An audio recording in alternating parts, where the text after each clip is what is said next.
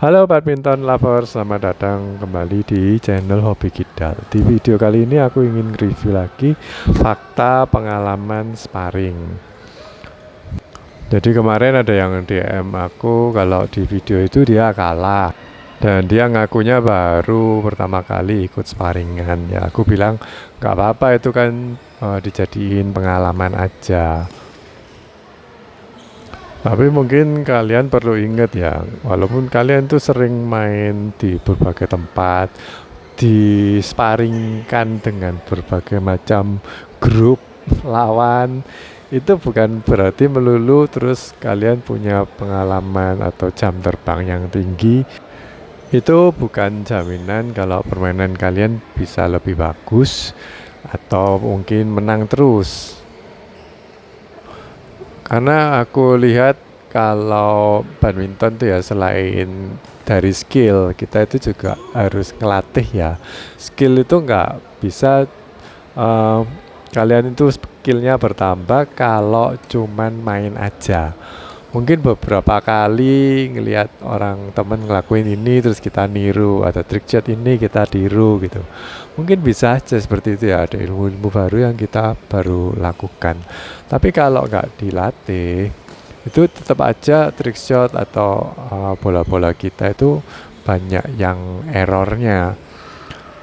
Contohnya gini, kalau kita itu ada bola tanggung di depan net gitu ya, terus kita mau smash keras, ternyata sering out atau sering nyangkut di net. Nah itu kalau nggak dilatih ya, kita muscle memorinya juga nggak ngerti. Nah, otot kita juga nggak tahu yang benar, yang masuk itu yang bagaimana. Makanya kalau orang yang di training tuh biasanya kalau di masa-masa tegang, jadi waktu main ini kan kita agak tegang gitu ya, atau pas seru-serunya kita usahain biar nggak mati gitu. Itu kalau orang yang trainingan malah lebih bagus mainnya. Jadi tambah tambah tertekan, dia bakal tambah bagus karena sistem di otaknya itu mikir ini kayak latihan. Kalau latihan itu kan memang dipaksa, di feeding, dikasih bola terus sama pelatihnya di daerah yang itu terus gitu. Jadi otomatis otak kita itu biasa mikirnya cepat. Tapi kalau kita banyak main-main aja, itu biasanya ya cuman nambah jam terbang aja, tapi belum tentu nambah skill.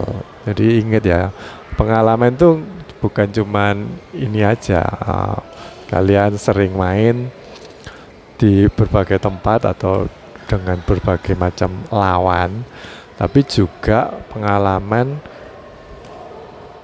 cara kita belajar. Jadi maksudku itu kayak gini ya, kalau kalian tuh main terus dapat lawan yang baru, terus kita sering mati di daerah ini, terus kita jadi scanning, belajarlah untuk scanning lawan gitu. Oh lawan tuh suka naruh di sini dan aku mati.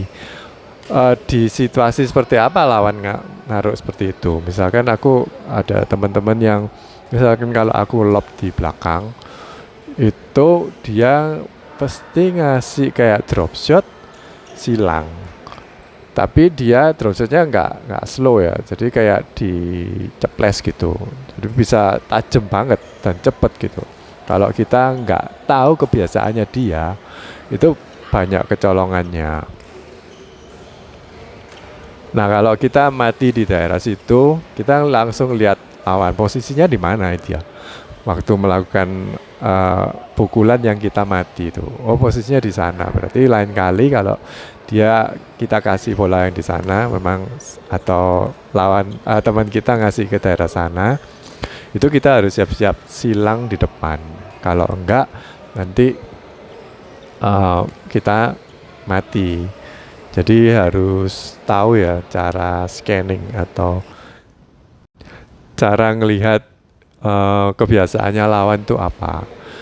Tak lain dengan orang yang mainnya cuman sekedar bermain tanpa mempelajari lawan ini bisa menang atau bisa poin itu karena apa, dan menganggap itu semua cuman kayak kebetulan aja dia dapat poin, dan kebetulan kita memang nggak bisa nerima atau mengembalikan. Enggak ya, jadi itu sebenarnya masih bisa dipelajarin. Kalau misalkan lawan dikasih sana, biasanya naruhnya di sini.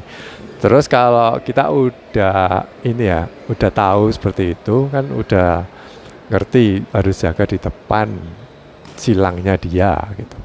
Terus kita harus pikir lagi, kita taruh di mana bolanya, setelah ini kita kembalikan kemana.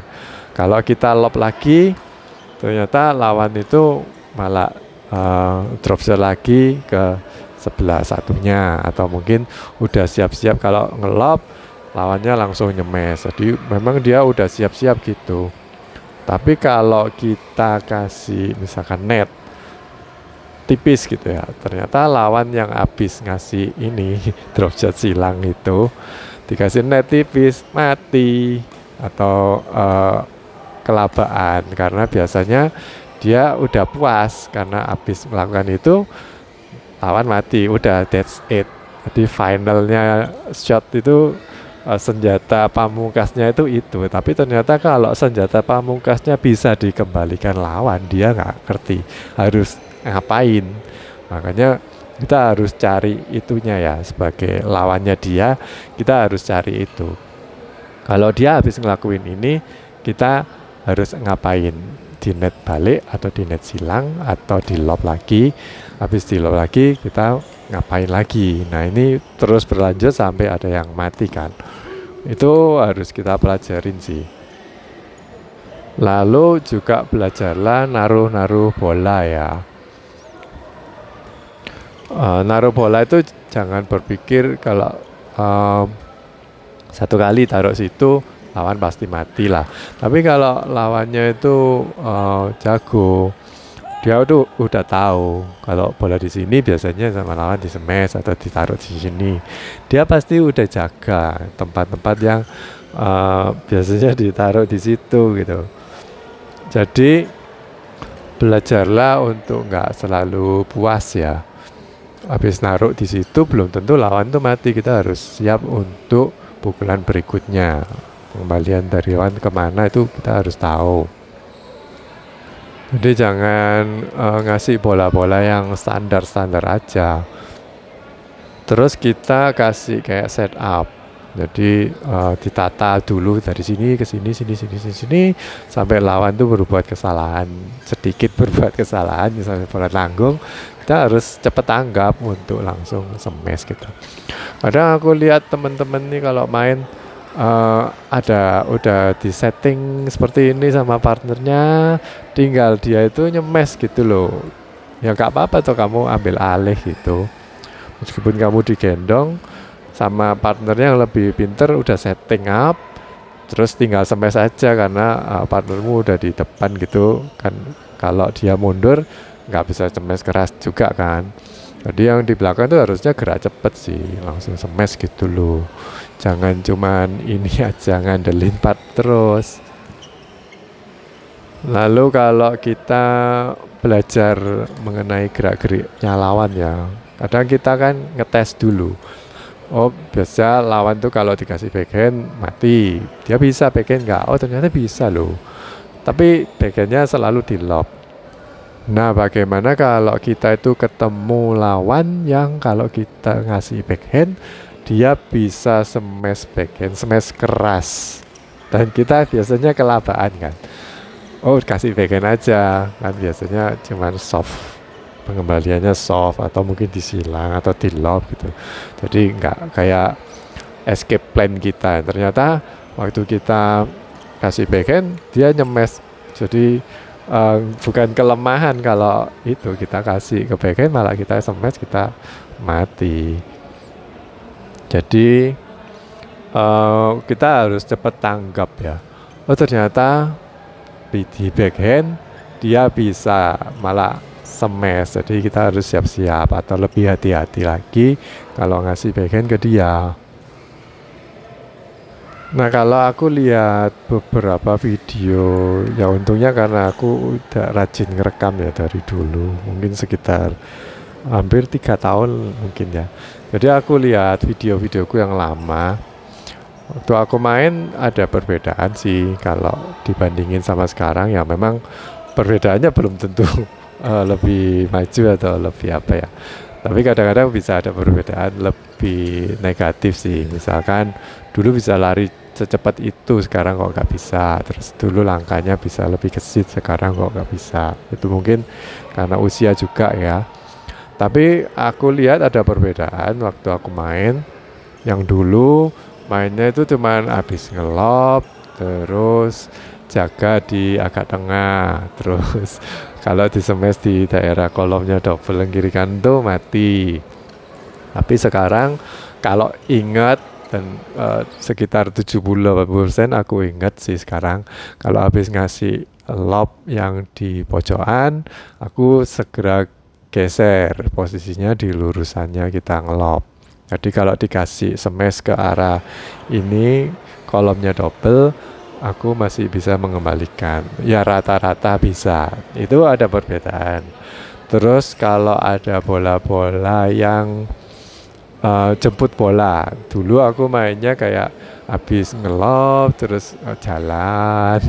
Terus kalau ini ya sedapatnya kita lari ke lokasi, terus kita mukul sedapatnya kita kasih kayak lob atau net atau drop shot. Terus sekarang ada bola-bola tertentu yang aku lebih kayak jemput bola.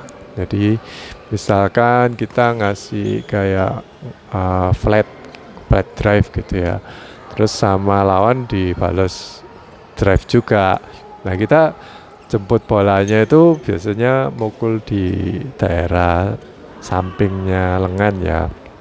Kita mukul lebih majuan lagi, jadi agak di depan. Kayak posisinya orang nunjuk gitu, langsung dipukul di depan gitu, bisa bikin lawan kaget dan kita bisa dapat poin. Mungkin seperti hal-hal seperti itu ya, itu dapatnya dari banyak bermain dengan banyak orang. Jadi nggak cuman satu grup aja, tapi kebetulan sih di grupku ini kan sering ngadain manggil orang di FB ya, mabar gitu, karena memang dari grup intinya sendiri kurang orang. Nah kebetulan aku yang nggak perlu jalan-jalan ke grup ABCD, tapi orang-orang itu yang datang ke aku ikut ke grupku, jadinya aku banyak dapat pengalaman dari mereka walaupun nggak keluar dari kandang. Jadi lumayan sih. Cuman kalau kalian tuh mindsetnya, oh ada teman baru atau lawan baru, terus mindsetnya sama, nggak tahu caranya belajar, nggak tahu caranya memetik pelajaran dari banyak pengalaman, ya tetap mainnya itu bakal seperti itu terus. Dan aku memang jujur aku udah jarang atau hampir nggak pernah training ya. Mungkin kalau pas sepi banget baru aku minta temenku feeding, kayak mungkin aku kurang di backhand drop, coba feeding ke situ, nanti latihan drop shot terus kayak gitu. Tapi jarang banget. Tapi harusnya kalau kalian punya waktu dan ada temen yang bisa feeding, kalian harus latihan seperti itu. Jadi jangan ngandelin cuman main-main aja. Kalau mau maju sih kalau gitu ya. Kalau nggak mau maju ya main-main aja tuh gak apa-apa. Yang mau aku share, kalian itu kemungkinan besar nggak bisa dapat manfaatnya kalau cuman main-main aja. Nggak bisa belajar dari pengalaman kalau cuman bermain aja di berbagai tempat dan punya jam terbang yang tinggi. Kalau kalian tuh juga nggak ngelatih skill atau mungkin pengetahuan mengenai badminton. Ada kayak grip juga.